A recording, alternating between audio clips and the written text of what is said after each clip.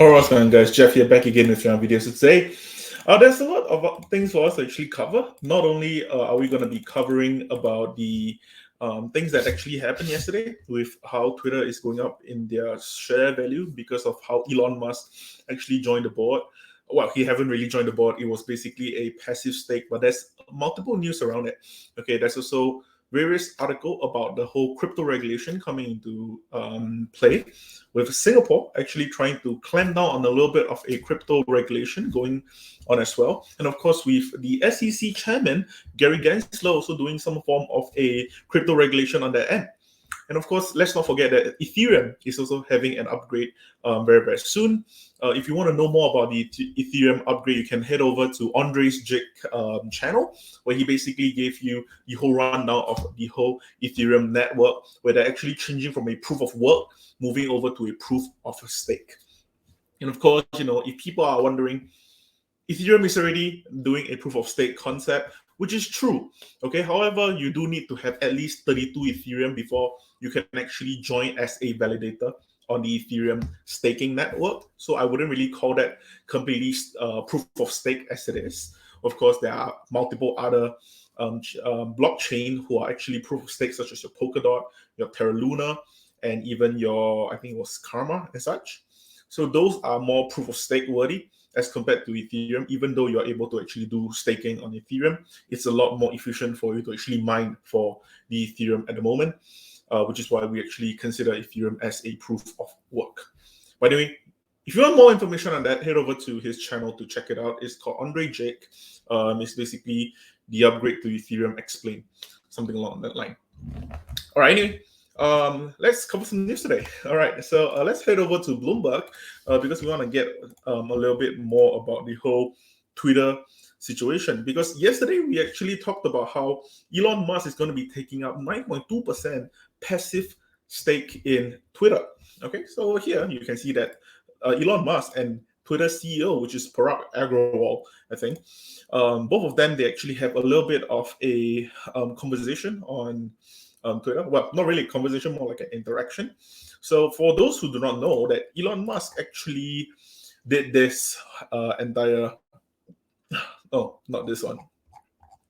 Elon Musk did, so Elon Musk did a poll over here, basically asking, do you want an edit button? Okay, yes, misspelled yes, and no with a misspelled no. And apparently, I'm just gonna say no because I kind of don't like it, but I'm pretty sure that a lot of people like it. Yeah, so 73% of the people actually like this a lot, and do understand that there is 2 million votes going on, 2.5 million votes in this at the moment. Okay, so of course he did talk about how, if we want an edit button offering the misspelled yes and no and such. Parag Agrawal, basically the CEO of Twitter, came out to say the consequences of this poll will be important. Oh my god, close this. Okay, the consequences of this poll will be important. Please vote carefully. Okay, so you can actually see this from two different point of view, and of course, Bloomberg actually brought it up as well. Okay, one of it could basically be the CEO of Twitter kind of just mocking the whole Elon Musk way of asking this, yes, please vote carefully. Whatever you guys vote will be very, very important. Or we can actually see it from another point of view where he's actually serious about it. You want to get proper feedback from the community, because even for the April Fool's joke that Twitter put, well, we don't know if it's an April Fool's joke or just a badly timed update. They actually posted a message saying that, we are working on an edit button on the 1st of April. So a lot of people basically thought that, maybe it's an April Fool's joke, but, it could also be a badly timed update message on Twitter as well. So, of course, maybe there is a good possibility that, something might change in this. So yeah, it's kind of interesting because, as much as we did think that, Elon Musk is going to be taking up a passive role in on Twitter with a 9.2% stake in Twitter, we didn't really expect Elon Musk to already be trying to change Twitter. Starting with an edit button, by the end of it, we might even change the whole company name. We don't know. Okay. I'm sorry, my voice is still a little bit coarse because I think the sore throat is not really helping it that much at the moment, so it's still hurting a little bit. Okay, but anyway, Elon Musk takes 9.2% stake in Twitter after hinting at shakeup. Okay, so this is basically something that I actually talked about yesterday. But I did think that I don't think that there's going to be much happening with how Elon is at the moment. But of course, do understand that even when people are saying that how Elon is taking up a passive stake in the company, chances are it's not going to be passive in the long run, because the way Elon is as a person, he do think in a more eccentric manner, and because of that, there is a chance that he can actually help the company work out a lot better than it currently is. A lot of people are saying that it's actually proven that the hype that we had yesterday for Twitter was one of the best jump up in price ever since the IPO of Twitter. So of course, there's definitely a very, very good news for the entire company. And of course, right now, because Elon Musk has only filed his 13G, which also aka means that this is only his filing for passive stake in the company. If he starts to file his 13D and he actually buy more stocks from there on out, then he can actually slowly but surely get into a shareholder position in Twitter, and then eventually he can actually fight for the rights to actually vote on certain rulings, vote on certain new new functions, new features and such in the app itself. So yeah, I don't think that we can really forego the possibility of Elon actually being able to just change the entire Twitterverse on his own, because that's why the thing is, I don't think that it's going to be a short pump. For some of you who are asking me on Instagram yesterday, asking me, if Twitter is going to be a short pump, because there's a possibility that, people are buying the rumor and selling the news. But let's be honest here, because there wasn't a rumor for us to buy in at the first place. Right now, this is the news. We are buying in on news. There's no rumor to begin with. It's not as if, Elon Musk said that, should I buy Twitter? And then he put out a poll. He just said that he might start his own social platform. So it wasn't really, preface that, he was going to get into Twitter. He wasn't going to get into Meta and things like that. Nothing of that sort. Which is why I don't think that we are going to be using the same mindset around the whole buy the rumor, sell the news for Twitter, simply because right now, having the whole 27% increment, having 25% increment upon the announcement of Elon Musk getting into Twitter, that alone was simply just the euphoric increment for all tech stocks, actually. And then, from there on out, it basically just meant that, we are buying in on the news. There was no rumor to begin with. So yeah, so I thought that was quite interesting for us to actually go on about for that whole thing. All right. So yeah, the idea that Elon Musk falls within a passive category is probably a stretch. He's not the most passive guy. So yeah, like I said before, I don't think that Elon Musk is going to be the passive investor in Twitter. I don't see him being a Warren Buffett in this sort of thing. I do see Elon Musk, especially for Elon Musk, he do command a very, very strong following. He currently have 80 million followers on Twitter at the moment. I'm not sure if you guys can see this. 80 million followers on Twitter. So I do think that the chances of Elon Musk actually just slowly changing the app or the platform into something that's slightly better, then of course there will be something that we kind of hope for as well. Okay, by the way, let's get to the crypto regulation. Okay, first up, with Singapore passing the law to tighten rules for crypto providers. So let's just get in a little bit of this before we actually get on to the fine print and such. The new legislation will require virtual asset service providers in the city-state, which only do business overseas, to be licensed. So this is basically talking about Binance in general, let's be honest here, because Binance is the only Binance. I don't think CoinHako is from Singapore, so I'm pretty sure it's only Binance. So basically just trying to lock down Binance a little bit. Currently, such firms are not regulated for anti-money laundering and countering the financing of terrorism. The law was passed in Parliament on Tuesday. So Singapore's additional tightening comes on top of the financial regulators' recent move to discourage companies in cryptocurrency space from advertising their services to the public, underscoring the nation's cautious approach. So this is, for example, like your FTX, or your Coinbase or your Kraken or whatever, whenever you sign up, you get free cryptocurrency, you get free Bitcoin and such. The whole point of Singapore doing such a tightening is to discourage people from doing this sort of advertisement to the public, which, honestly speaking, I'm not sure if it is the right move for Singapore to really do that, because I do think that this is going to bring sort of a disparity between what Singapore has been saying from the start and what they're actually doing right now, because Singapore has always thought of themselves as the future crypto hub for Asian countries in general.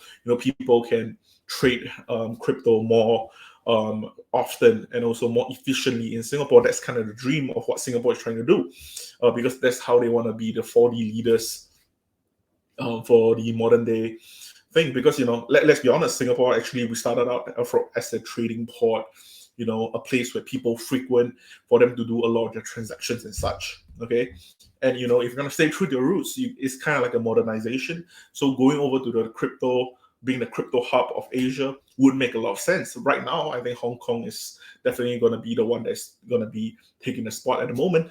But I do think that Singapore should definitely stop doing such regulation for no apparent reason, obviously, because I do think that at the end of the day, investing and buying into such risky assets and such is a lot of time is free will. And even if you're trying to do this sort of regulation, chances are people are still going to bypass all this regulation and get to the bulk of it. So I don't think that instead of them actually doing regulation to actually stop the advertising and such, I do think that they should allow it as it is and actually promote a different education around this whole entire thing, teaching people about financial freedom or financial knowledge and such. Telling people, cryptocurrency is a risky asset, so do not hold more than 15% of it, something of that sort. And even then, it's true. People are still going to be bypassing that, but that's kind of how it is, because it's all about free will. And I think that if Singapore is trying to just clamp down on all this, it's kind of making less people want to do IPOs in Singapore to have anything to do with cryptocurrency, because chances are, if I were to invest copious amount of money into a company and then create this crypto company in Singapore, there is always this chance that in 3 months I'm going to get destroyed by the MAS, because they can kind of just open up with this whole new regulation that's going to be clamping down on the way I do my business and such. And then that's just going to discourage people from getting into this side of the business as well. I'm not sure what Singapore is trying to do right now. I'm not sure if they are trying to help create this whole crypto hub sort of thing for Singapore, or are they actually kind of making it worse for us? All right, anyway, Binance is the biggest player to have become disillusioned by the moves, as in December withdrew its application for setting up a cryptocurrency bourse. So other key items from the Financial Services Market Bill gives greater power to MAS to prohibit individuals who are deemed unfit for performing key roles, activities, and function in the financial industry. This will now include individual providing payment services and conducting risk management. Imposes higher maximum penalty of $1 million on financial institution if they experience cyber attack or their services are disrupted. So I do think that the second point is slightly more important. I think the first point is simply just MAS is as powerful as it is, so we don't really care. The second part I do think is very, very interesting, because this means that a lot of financial institution is going to put more money into cybersecurity. Okay, so over here you can look. Imposes higher maximum penalty of $1 million on financial institution if they experience cyber attack or their services are disrupted. Okay, so for example, for the banks out there, the financial institution, or for the trading platforms out there who want to be in Singapore, for example, okay, if any of their services are going to be disrupted from a DDoS attack or from a hacker getting into their system and such, they're going to get fined $1 million. So if anything, they will much rather pay a smaller amount of money to hire a team of cybersecurity experts to ensure that this does not happen in the future. And I do think that this is going to be helping, because of course we do hope that as much as technology is evolving at every minute as we speak, we do hope that cybersecurity is going to be catching up as well, because even for the people who are talking about the potential war that's going to be happening, be it this current Russia-Ukraine war or another war in the future, is going to be a cyber attacking war. It's going to be a cyber warfare to a certain extent. Even for this whole Russia-Ukraine situation, there was also a certain extent of cyber warfare as well, be it spreading of fake news over to the other country, or even for their soldiers in Russia who don't even know that they're actually attacking Ukraine as a form of invasion, instead of them actually doing it for a defensive purposes. So yeah, I do think that imposing this sort of higher maximum penalty do kind of encourages financial institution to actually put more money into the cybersecurity of things. So a little good thing. The small things that actually matters, I guess. All right, next up we're going to talk about SEC chairman, which is Gary Gensler, talking about how the agency is planning greater oversights of crypto markets to protect investors. So okay, honestly, they're all going to be the same thing, okay? And we're all going to be talking about the same thing over and over again, which is about how regulation is going to be happening for cryptocurrency and such. I do think that regulation into cryptocurrency is definitely needed. Okay, 100%. I do think that cryptocurrency regulation is needed. That's the only way that we can actually see a future for cryptocurrency. Okay, however, regulation is fine, but it's not to the point where you are actually bringing this as a point of concern, which is protect investors. Okay, because at the end of the day, the market is the market. And I don't think that protecting the investors, of course, I do understand that the SEC's role is to really protect the investor to a certain extent. But let's be honest here, okay? Because the thing is that, like I said before about the free will of investors, okay? If they're not investing in cryptocurrency today, they're going to be investing into penny stocks. If they're not investing into penny stocks, they're investing into tech stocks. Everyone is trying to make their penny work like a dollar. Okay, it kind of works in every single financial tool out there. We're going to find the highest possible return. And even if it comes with a lot of risk, there are going to be those few investors who are going to be up for it. And even if those investors feel that it is too much for them, they're just going to allocate a smaller portion of their portfolio to try to fight for the possible high return, those high risk, high return sort of play. And that's what I see about cryptocurrency as well. Okay, because the thing is that that's how I really see how cryptocurrency is gonna be for the long run as well. It's going to be in another form of equity. Okay, what the equity market is right now, cryptocurrency is going to kind of mimic what the equity market is kind of going to be like. Okay, you're gonna have your blue chips, which is your Bitcoin, your Ethereum, your Terra Luna, your Solana and such. Then you're gonna have your altcoins, okay, be it your Dogecoin, your Shiba Inu. Even then, those are considered blue chips, but you're gonna get a lot of those weird altcoins. They're not even on those exchanges at the moment. They're only on your swaps, and those are the ones that are what we call penny stocks in the equity market. And I think that that's going to be happening no matter what. So I'm not sure if Gary Gensler intend to try to do more oversights for those altcoins, or are they going to do more regulations for the actual blue chip coins, which is your Bitcoin, your Ethereum, your Terra Luna and such. But of course, until we actually see the proper regulation that comes down to it, then we'll really see what is actually going to be done to this entire thing. But let's go deeper into the details for this first. Okay, anyway, stablecoins are also often owned by crypto platforms, creating potential conflict of interest and market integrity question that would benefit from more oversights. So, of course, over here, he's talking about stablecoins, which is your USDT, your UST, and such. Okay, your Tether, your Terra coin, and such. Of course, these are considered as conflict of interest because they are pegging to the dollar and such. And, the US, or basically any countries in general, are worried about this because this means that people are more willing to hold onto a stable coin than holding onto the dollar, of course. So that's going to be creating conflict of interest for the country itself, because they think that because of that, their own currency is going to be falling in value. People are more interested in holding onto stable coins at this point. in terms of market integrity. I'm not sure why he actually brought up market integrity for this, because I don't think that they're in the same market. And even then, merging them into the same market would kind of just contradict whatever Gary Gensler has his eyes on crypto to begin with, because he has always said that crypto is crypto, the market is the market. So I don't think that that's kind of what he was actually going for to begin with as well. All right, so over here, most crypto tokens are investment contracts under the Howey test. So this Howey test is basically a test that was done for them to actually check if, how much of a risk assessment are you going to be doing and such. I read up briefly about it before. I think I saw, Graham Stephan talking about it as well. But yeah, he's basically talking about how, the profits to risk, there's a proper assessment for it and such. But okay, anyway, besides the point, he added that regulators have long had effective ways to regulate financial markets, and the emergence of new technologies doesn't mean we throw out the playbook. We ought to apply the same protection in crypto markets.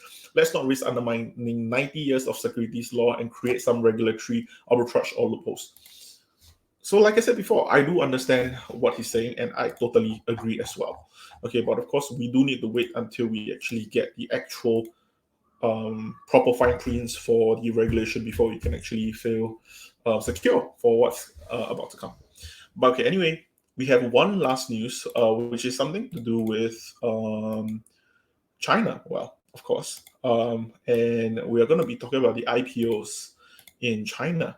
Okay, so for people who have watched my video on Friday, where I talked about my weekly trades and such, I talked about Futu. Okay, so today we'll be talking a little bit more about Futu. Right now in Futu, I have about, I think, in Futu puts. Okay, so it's a bearish stance. Okay, I have about, I think, about another $3,000 more or so. I already cashed out about $6,000 already. So right now I'm about $3,000 into Futu puts as it is.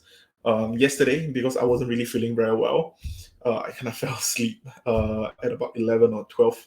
I couldn't really go through the entire market. But I woke up and I saw that I lost like about $2,000 or so. So, oh well, can't really win them all, I guess. But anyway, I lost about $2,000 on Futu puts, basically. Of course, but at the end of the day, I was still up, I think, about 1%, because all my other tech plays were doing really, really well. Snapchat was doing well, Palantir was doing well, SoFi was doing well, things like that. All right, but anyway, for this news, it's going to be quite interesting for us to look at, because China says it will support Chinese IPO abroad, calls for closure on tech crackdown. So this is a little bit important, because this was what they said back in March 16. Okay, today is the 5th of April. Okay, so we already went through this. I'm pretty sure we went through this, because this was quite a big thing. Okay, this was the article that was released 2 weeks ago. So over here, over here, investors may be jumping the gun on Chinese stocks. So global investors may be jumping the gun a little bit. Everything is very, very premature right now. Okay, so because the thing is that China recently signaled support for US-listed Chinese stocks, driving a rebound in shares. However, let's be honest here. What we are worried about Futu to begin with was not about China lacking the support for the US-listed Chinese stocks. Those concerns went out the window the moment they gave up on more regulation talks on Didi. This was back in, I think, November. Back in November 21, we already completely got rid of those fears. Whatever that was left for the residual fears was basically Evergrande situation. If it's going to have a consequential, a consequential domino effect over to the other Chinese companies, that is one of the fear that we had. The second one is, if China wants to re-close up on the crackdown for all the tech stocks that is outside of China. But of course, with this article that was posted 2 weeks ago, this fear disappeared. However, my fear stands, because my fear is Chinese companies, aka China, okay, is still on a no-limit friendship with Russia. And of course, I'm going to be going through one last article actually after this, which is about the whole Russia-Ukraine as well. And because the thing is that if China is still within a like a no limit friendship with Russia, okay, what makes you think that if this this invasion continues to play out, let's say in another 2 more months, and eventually we get into some form of I don't really want to call it a war, but let's just say China starts to actually step in to give support, be it ammunition support, weapon support, or whatever it is. Okay, what if China start to step into this ring? At that point, would it make sense for the US, the UK, and Europe to actually throw sanctions over at China and basically just say, any Chinese companies that's being listed on our exchanges are all going to be delisted, or they are going to be going through severe crackdowns, regulations, or whatever it is?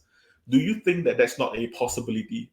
That was my concern, which is why I bought into Futu puts. Okay, but of course, yesterday, Futu did go up by 19.5%, or 20%. Okay, I'll just give it to you 20%. Right now in the pre-market, it's down about 1.14%. Right now, I don't really have that much Futu puts left.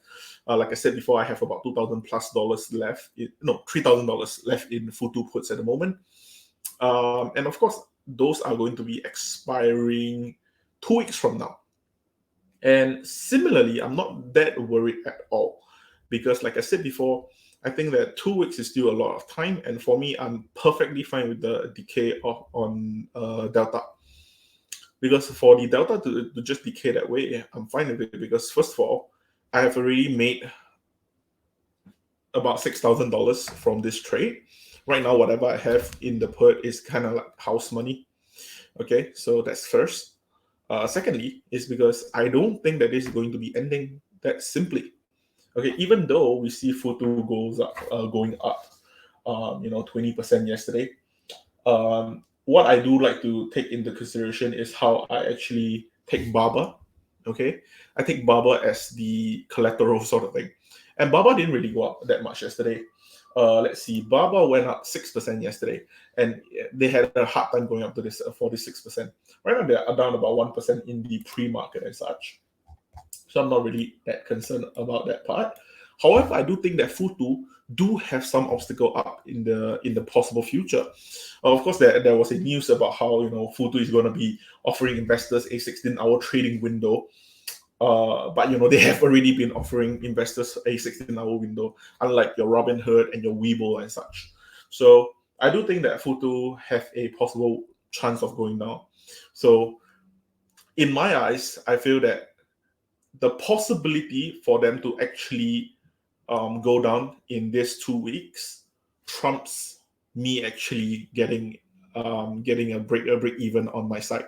So I'm perfectly fine with that. I'm perfectly fine with breaking even if I can have the possible upside potential for the fact that Futu is going to go down. That's my own personal thought. Of course, this is not financial advice. For me, this just makes sense to me simply because I kind of went through the catalyst with myself, and I don't think I'm willing to really sell off right now because I do think that the rebound is going to be coming very, very soon. But like I said before, I could be wrong. The day that I actually started selling, I should have sold everything. True, it is a very, very possible truth. But at the same time, we'll never know. Maybe in 2 weeks' time, I will then update you guys on this trade again. Okay, but anyway, let's get back to this. Okay, for IPO, blah blah blah. Okay, cool.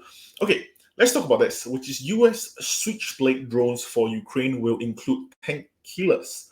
Okay, so for people who do not know, these are all the newest drones called the Switchblade drones.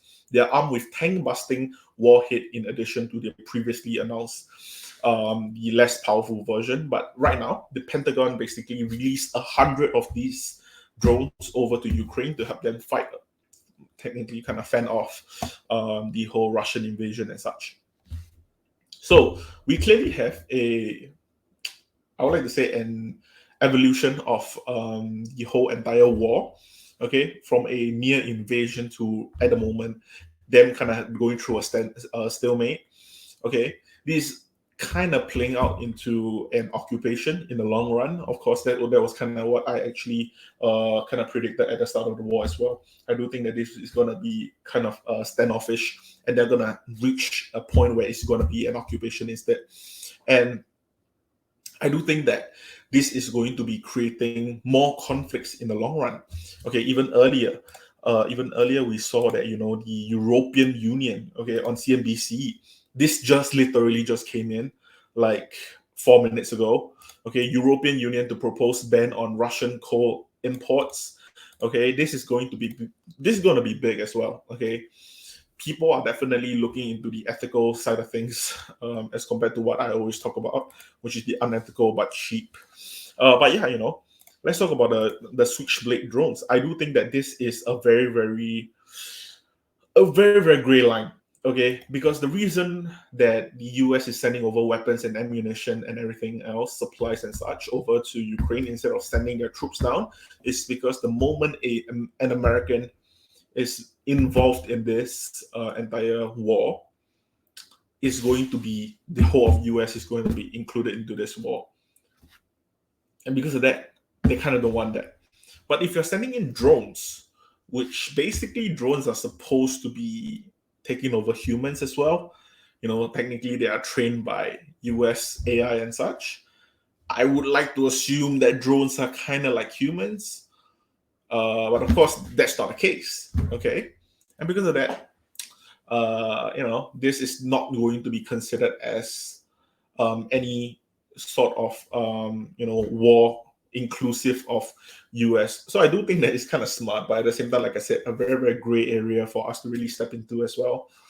But yeah, over here you can see that the new Switchblade 600 weapons are part of the $300 million in lethal military assistance announced by the Pentagon Friday night that will be contracted directly from the industry instead of drawn from existing stocks. Okay. So they'll be supplying 100 of the drones as part of the $800 million package of weapons and gear taken from US inventories. But those systems are under the Series 300 versions, which is the 2.5 kg drones designed to attack personnel and light vehicles. They can fly about 6 miles and loiter over a target roughly 15 minutes, according to the fact sheet produced by the manufacturer. Okay. So of course, companies who are war profiteering, those are the companies that are definitely going to be doing slightly better. Especially with this happening as well. And I do think commodities prices are going to be increasing as well, which is why, oil prices are going up as well, because people are kind of worried that, if this war continues to be a little bit more drawn out, then there's going to be some fears in oil prices as well. These are certain concerns that we are all having as well. But yeah, I'm going to be having more of these thoughts throughout today.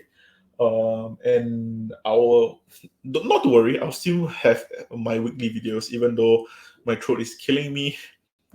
I'm not gonna be missing a video. Okay, so anyway, I think that's all I have for today.